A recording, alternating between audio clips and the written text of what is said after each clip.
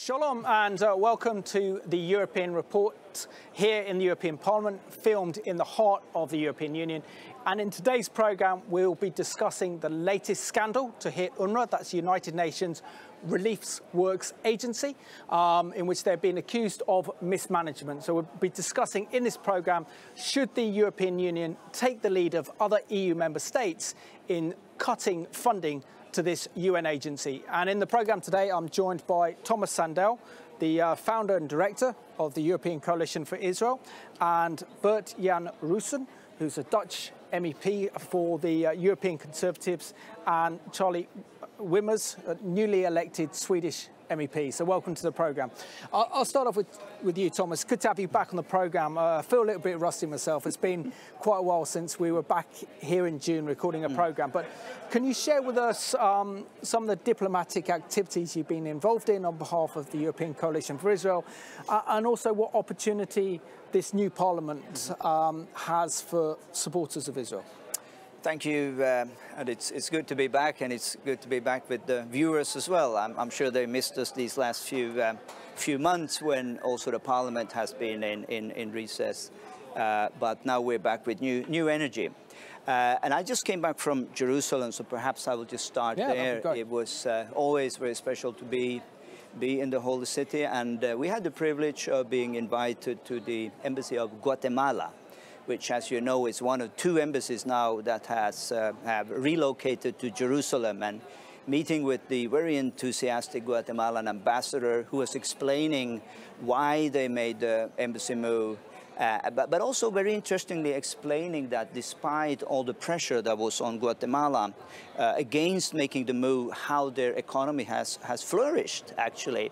And he said it's not only that the export to Israel has gone up 100%, even to the Arab countries, very contrary to what anyone could have believed, the economy is growing and export is growing even there. So again, as it says in the old book, you know, those who bless my people will be blessed. So I think this is a good example, and it was very inspiring for us to hear that.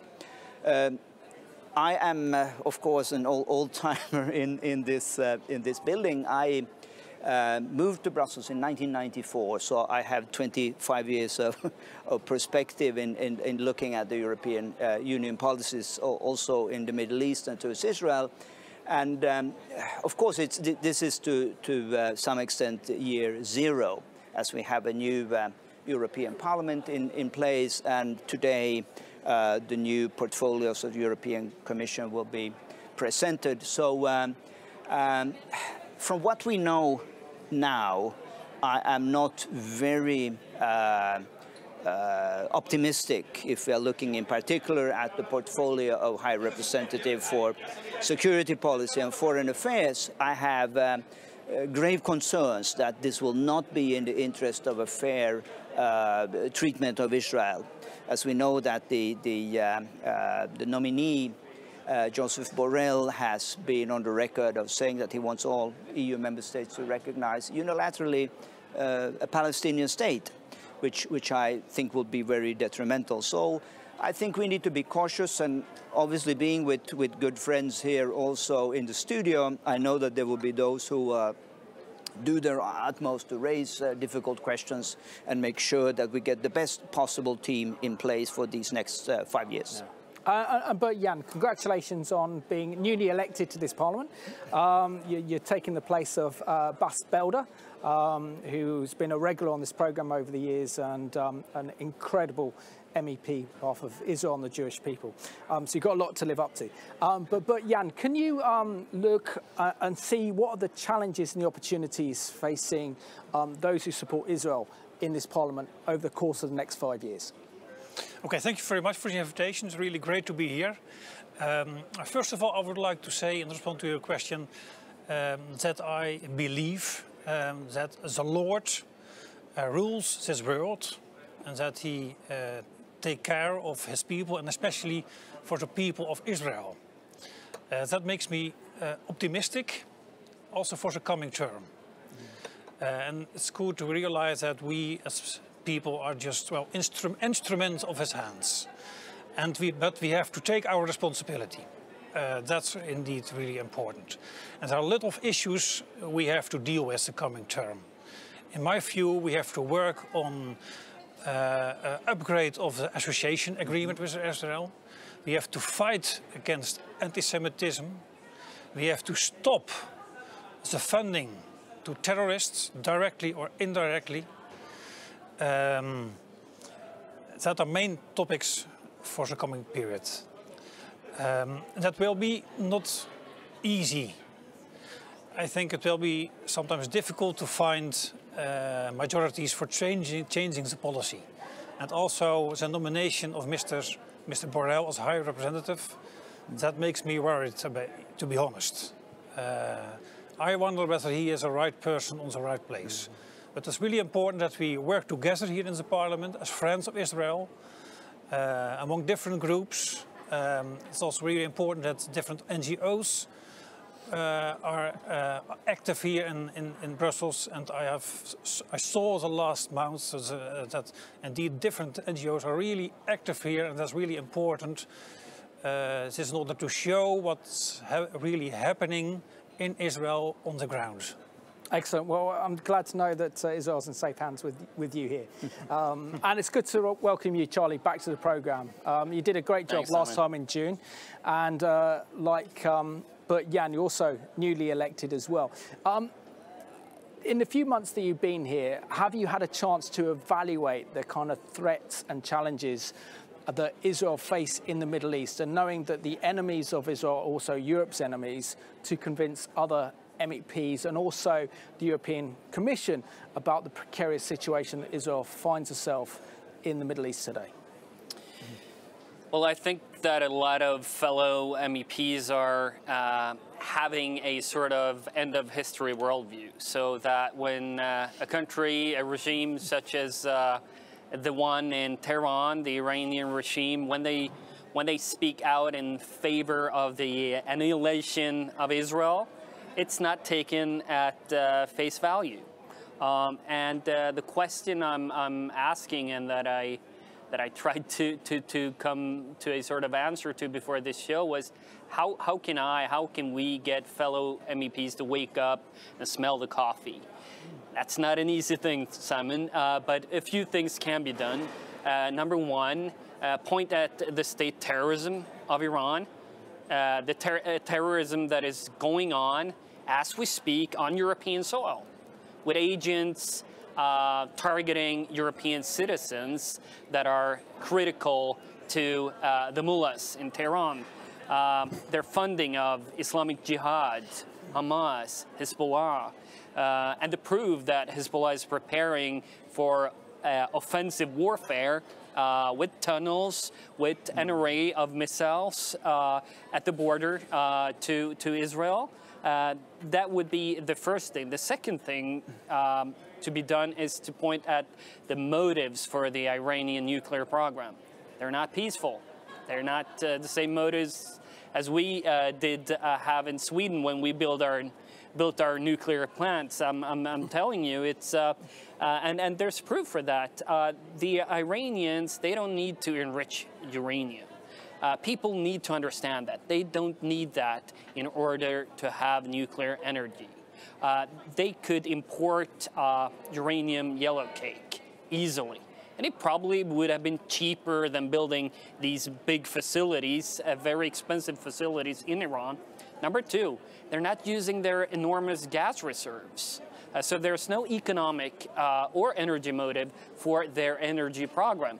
That needs to be pointed at in this House. And finally, the Iranians are actually doing a pretty good job themselves in pointing out the security realities for Israel by their state piracy and nuclear extortion against the EU. So this depicts a clear picture which we ought to draw conclusions from. End this farce. End this shielding from sanctions of Iran, and start working for a nuclear agreement that bars Iran permanently from acquiring nuclear weapons. Absolutely. Yeah, I couldn't agree more with you. And Thomas, the topic of today's discussion really is UNRWA. Now, the European Coalition for Israel does a lot of work here in the European Parliament with the institutions, but also a lot of your focus is in the United Nations, and that's what we're discussing today. The United Nations Relief Works Agency, known as the Palestinian Refugee Agency, has been accused by the UN's own ethics agency of mismanagement, corruption, sexual misconduct, abuse of power, nepotism, and bullying. What are your thoughts? Well, it shouldn't come as a surprise to anyone who have followed these issues long enough. And I have personal experience of people working for UNRWA, and I recall that we are friends on Facebook. I made a comment on his Facebook wall. He deleted my comment, and he sent me a personal message and said, you know, of course, you're absolutely right in what you were saying, but you understand that if I want to preserve my security within Gaza, you know, I'll just have to delete anything that could be interpreted as a slight criticism of the regime. And this is an internationally highly paid official of UNRWA, who was making propaganda videos for you know, UNRWA and Palestinian refugees, but could not speak openly and say the same things he would say to me on a, you know, message over Facebook in his public work. And of course, this is a breeding ground exactly for nepotism, for mismanagement and corruption. And I think for the European Union, we cannot afford to be associated in this day and age of Me Too. Here we have one of the worst examples of bullying and sexual misconduct. And it seems like the EU, and in particular, sorry to say, the government of Sweden is turning a blind eye. The first feminist foreign policy government ever is turning a blind eye completely and saying that, you know, there's nothing to worry about, and you know, we should increase the funding to UNRWA. Let me just say also that I see a similarity here. In 2005, we raised the issue of mismanagement of funds, EU funds to Fatah in Gaza. And it was the same thing there, you know, see nothing, hear nothing, you know, just neglect, until Hamas came into power in Gaza. Overnight, the European institutions changed their policy and said, you know, this is terrible. The mismanagement and corruption of Fatah was the reason why Hamas came into power. Why didn't they wake up in time? Now I think this is a wake-up call, and the EU should wake up in call, and they should freeze the funding of UNRWA until these things are sorted out. But Jan, we very much welcome the leadership provided by your government, the government in the Netherlands, for suspending over 12 million euros to UNRWA back at the end of July. Why has your government decided to take action on this one? And are we now starting to see a change of attitudes in terms of ethics are playing a large part in terms of funding of UN agencies and NGOs where taxpayers' money is involved? Yes, indeed. The Dutch government decided to suspend indeed the budget to UNRWA. They did that well in response to the current scandals concerning abuse of power and so on. So indeed, that was a good decision, and I think other countries have to take, in my view, and also Europe, the same kind of decision to suspend the money. But does that mean that the attitude is changing? For example, in the Netherlands. To be honest, I have my doubts about that. Because we have to realize that, well, the current scandals, these are not the only reasons why we should reduce the budget. There are all other reasons to mention. For example, the question, what is happening indeed on the ground with the money? What projects do we support? There are clear signals that it is going, for example, to education, to school books with anti-Semitic content. That's unacceptable. But it seems that also the Dutch government is not willing to see that. Just to give you an example, at the beginning of the year, the United States decided to halve the budget for UNRWA. what did the Dutch government immediately say? Speed up the money, accelerated just to compensate the reduction made by the United States. Because also in the opinion of the Dutch government, UNRWA is a really, well, a humanitarian agency. Yes. So it's good that the government decided to suspend the budget now. But we need to do more, I think. And also other countries have to take similar decisions. And Charlie, we saw that the Trump administration back in February stopped funding of UNRWA to the sum of 51 million euros. And now the Swiss, the Dutch and the Belgian governments have also stopped their funding to UNRWA. But the EU increased its budget to UNRWA to the sum of 82 million euros. Is the European taxpayer getting value for money, and does the EU want to be associated with corruption at the highest level? And is this really worth European taxpayers' money in funding UNRWA without any checks or balances? European taxpayers are played for fools by EU lawmakers and EU governments. It's a scandal that this is allowed to continue, and instead, of course, the EU should join the US in its call for a full and transparent investigation of the misconduct, the gross misconduct that we've seen at the highest levels of UNRWA. But just as Bert-Jan said, this is not only a matter of corruption, it's a matter of an organization broken to its core, rotten to its core, designed to prolong the Palestinian refugee problem so that the right to return could become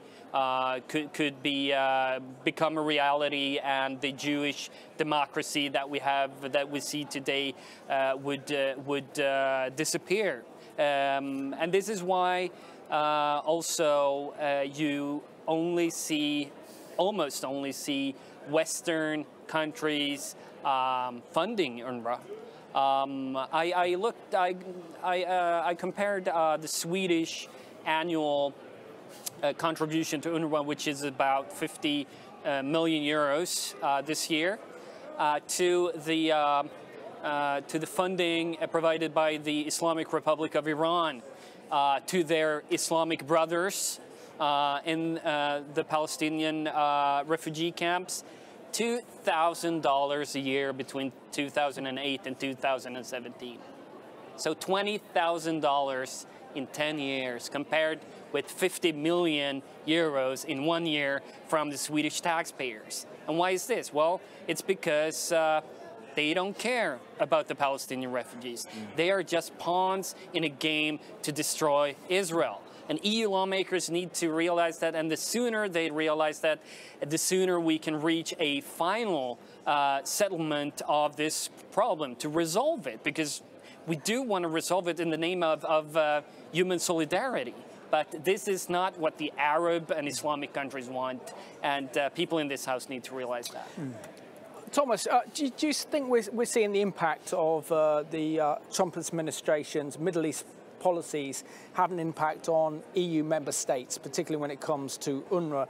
And leaving aside the corruption scandal of the very leadership of this UN agency, is UNRWA fulfilling its role in solving the so-called Palestinian refugee crisis?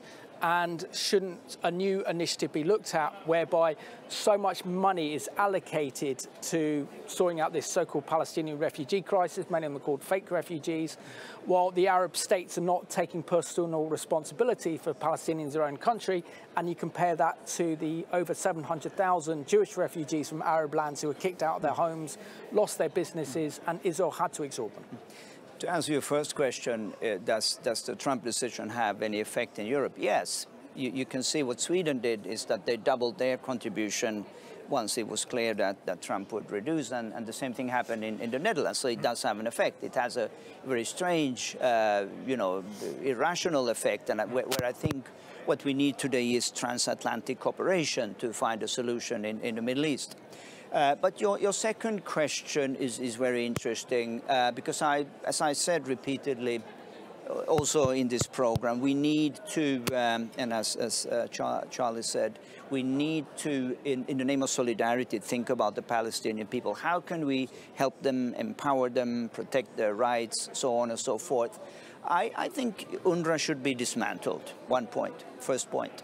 I think the money should remain, I'm not worried about the amount of money. As long as it's used in an effective way, I think the host countries should, together with NGOs, should receive that money to integrate the Palestinians into their society. I mean, we cannot accept an apartheid system like in Lebanon when you have people who are stateless, you know. 70 years after the crisis, they still don't have citizenship. It's ridiculous. They should be integrated and the money should go to empowering them. Also, I think we should, with the funding, we should avoid the fat cats, you know, those who really grab all the money, and we should make sure there are mechanisms that this will really come to the people on the ground.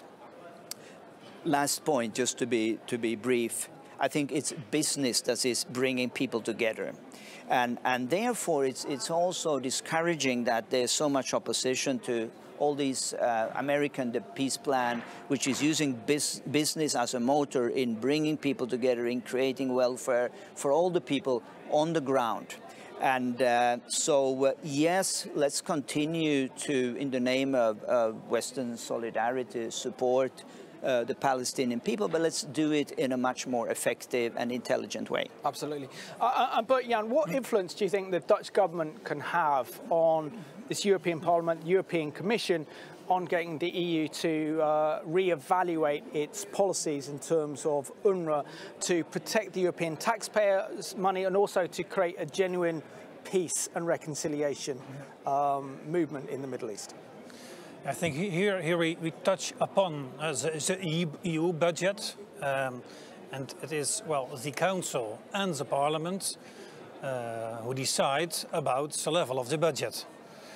So theoretically, the Council and the Parliament, they both, they can decide to cut the budget or to lower the budget. But then, well, that's how it works in a democracy. We need a majority. And how to find a majority for such kind of measures, I think that will be really difficult also in the coming term. We saw it last week, for example, in the Foreign Affairs Committee of the European Parliament. There we had some amendments concerning the budget for UNRWA. There was also an amendment of our group, the ECR group, an amendment in order to reduce the budget. But instead of decreasing the budget, the Foreign Affairs Committee last week decided to increase the budget for UNRWA. Well, the plenary has still to decide in October, but I think that's a signal about, well, how people here in this house are thinking about the Middle East and Israel. So there's a lot of work to do. Yes. And Charlie, I'll give you the last word of the programme. What role can our viewers play in putting pressure on our members of Parliament here in the European Parliament to ensure that the European Union and the European Parliament and the Commission take the issue of UNRWA seriously and also protect our taxpayer, but also to deal with this corruption scandal, because no one really wants to be associated with this one. So how can they do this, but how can they also support the genuine refugees, such as the Syrian refugees who desperately need financing? Yeah, to come to the last point you made, the fact is that UNRWA's got 50,000 employees, while the UNHCR has 10,000. That's quite a staggering difference. And it means that 50 times the resources are being spent on a person within the auspices of UNRWA compared to a persecuted person in Asia or Africa. That's an injustice. I just have to point that out. And taxpayers should point to the fact that many of our cities and municipalities, not least in Sweden, are quite in a hard place now because of financial problems and so on and so forth. And ask governments and lawmakers whether they want to continue to send all of these funds to a broken and corrupt organization, while schools are and elderly care homes are being, ripped out of resources back at home. To make that comparison, because it's a fair one. Sweden's only got one budget, and too large a portion of that budget is going to this corrupt UNRWA. Charlie, I want to thank you so much for being my guest on the European Report, together with Thomas and also Jan as well. I'm sure you do very well in this new Terminal Office for the European Parliament, so thank you so much. And I want to thank you for watching today's programme. We've identified serious problems with UNRWA and the fact that this organisation is failing to do anything to help the Palestinian people. And so therefore, in the name of the European taxpayer and also in terms of peace and reconciliation, is it time that the EU now stop its funding of this corrupt organisation?